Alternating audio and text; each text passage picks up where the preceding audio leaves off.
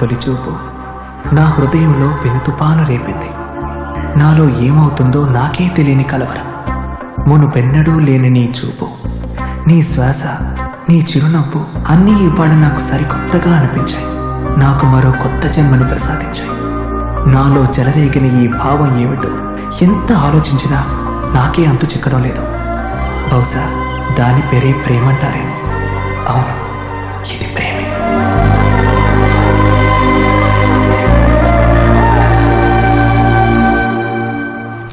రాజు, పడుకో. నేను పడుకోను. ఏయ్, పడుకో. పడుకోమన్నానా? నా కంటిలో చిన్న నీటి పొట్టు కనిపించినా నీకుంటే చెరువయ్యేది. నాకు చిన్న కష్టం వచ్చినా నువ్వెంతగా తల్లడిల్లిపోతావో నాకు తెలుసు. ఈ ప్రపంచంలో అమ్మని మించిన ప్రేమ లేదనుకున్నాను. కానీ ఇవాళ నీ ఒడిలో అమ్మ చేతి ఓదార్పు చూశాను. అమ్మలోని లాలన చూశాను. నిజానికి నీ ఒడిలో మరోసారి మా అమ్మనే చూశాను. ఈ విషయం నా గుండె లోతుల్లోంచి తన్నుకొస్తున్నా నీకెలా చెప్పాలో తెలియడం లేదు. తలుపేశాం కదా అని అమ్మా నాన్నట అనుకుంటున్నావా? ఆశ దోశ. ఇప్పుడు హీరో వచ్చి హీరోయిన్తో ఐ లవ్ యూ చెప్తాడంట. నువ్వు నాకెదురైతే చాలు, నాలో నాకే తెలియని తడబాటు, ఊహల అంచుల్ని తాకే ఉలికిపాటు. నువ్వు బలవంతంగా ఐ లవ్ యూ అనిపించినా నిజానికి అది నా గుండెల్లోంచి పెకరించుకొచ్చిన మాట. నీ మీద భయం వల్ల చెప్పింది కాదు, నీ మీద చెప్పలేనంత ప్రేమతో చెప్పింది. నీ ముందు నా మనసులోని మాట చెప్పాక ఓ పెద్ద బరువు దింపుకున్నంత ఆనందం, గువ్వలా రెక్కలు తిప్పుకుని ఆకాశంలో తేలిపోతున్న సంతోషం. నేను నేల మీద నడవలేదు, అసలు నేను కాదు.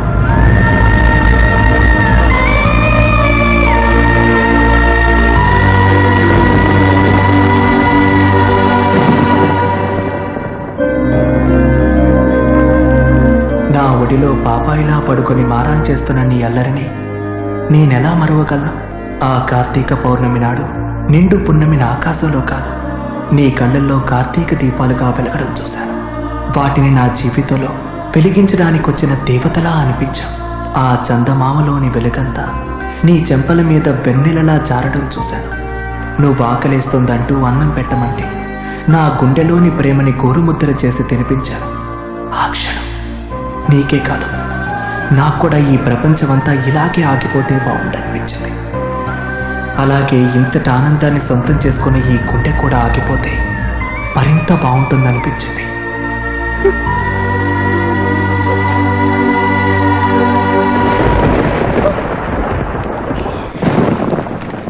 మనిద్దరం పెళ్లి చేసుకుంటే ఇద్దరం నెగ్గుతాం, లేకపోతే ఇద్దరం ఓడిపోతాం. అంతేకాని మన ప్రేమలో నువ్వు నెగ్గి నేను ఓడిపోవడం జరగదు. బంగారపు ఇటుకలతో కట్టిన బంగళాల్లో యువరాణివి నువ్వు. మమతానురాగాలకి నోచుకోకుండా ఎన్నటికైనా ఈ మట్టిలో కలిసిపోవలసిన మట్టి మనిషిని నేను. నా ప్రేమ రెక్కలు లేని కుప్ప లాంటిది, సుడిలో చిక్కిన పడవ లాంటిది. అది ఎన్నటికీ తీరం చేరదు. రాచరికాల ఉక్కు పాలతో నువ్వు పెరిగితే రగులుతున్న ప్రేమను కన్నీటితో ఆర్పుతూ పెరిగిన వాణ్ణి నేను. ఈ నిరుపేద ప్రేమను వెల్లడించిన నువ్వు కడదాకా నాతో నడుస్తావా? మీ ఇంటి ఉప్పు తిని పెరిగిన వాణ్ణి వారి కన్నెలకు గురైతే నేను బ్రతకగలనా?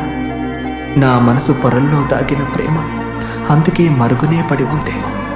నువ్వెంత పెద్ద మనసు చేసుకున్నా ఈ పేదవాడి ప్రేమ పేదరికోలోనే మగ్గిపోవాలేమో.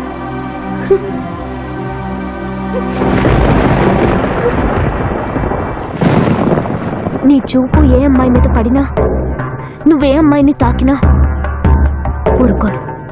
ఏ? ఎందుకంటే నువ్వు నా సొంతం. స్వార్థం కూడా ఒక్కోసారి ఎంత ముచ్చటగా ఉంటుందో నీ కోపం చూశాకే అర్థమైంది. నా చూపు, మనసు, స్పర్శ మరొకరిపై పడకూడదన్నావు. అన్నీ నీకే సొంతం కావాలన్నావు. ఈ లోకంలో నన్నుగా ప్రేమిస్తున్న నిన్ను చూసి ఈర్ష్యపడుతున్నా. ఎందుకంటే నేను కూడా నిన్ను నీ అంతగా ప్రేమించలేనేమోనని. నా మనసే కాదు, నా చూపు, తలపు, తపన ఇవన్నీ తిరుగుతున్నది నీ చుట్టూనే. నిన్ను తాకితే కానీ ఏ గాలిని నా ఊపిరిగా అనుమతించని వాణ్ణి దానిని మరొకరికి సొంతం చేస్తానని చెప్పు.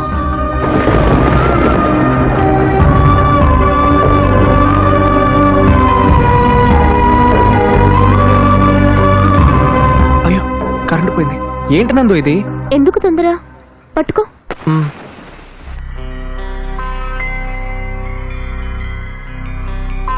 రాజు, నువ్వెప్పుడు పుట్టావో నాకు తెలీదు, కానీ నువ్వు నా మనసులో పుట్టి 3 సంవత్సరాలైంది. ఈరోజు నా రాజు పుట్టినరోజు. నందు, నీ మనసులో నేను ఎప్పుడు పుడతానో తెలీదు, అసలు పుడతానో లేదో కూడా తెలీదు. Happy birthday.